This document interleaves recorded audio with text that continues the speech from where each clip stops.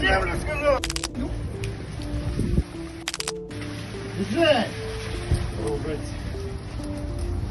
Внимательно почитай.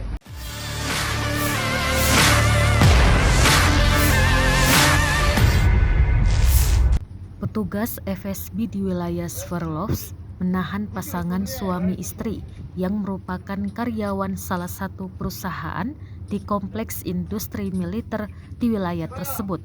Keduanya dicurigai menjadi mata-mata untuk militer Ukraina. Rekaman detik-detik penangkapan beredar di Telegram pada Rabu 5 April 2023. Pasukan khusus FSB menangkap pria itu tepat di pintu keluar, sementara pelaku berusaha melawan dan tidak membiarkannya diborgol. Selanjutnya, pada rekaman lain tampak di dalam apartemen seorang petugas FSB bertanya kepada wanita tentang tugas apa yang dia lakukan atas instruksi Dinas Intelijen Asing. Dia menjawab bahwa dia menyerahkan gambarnya. Selain itu, menurut FSB, pasangan suami istri yang ditahan itu menyerahkan informasi teknis militer ke Ukraina untuk mendapatkan hadiah uang tunai 100.000 rubel.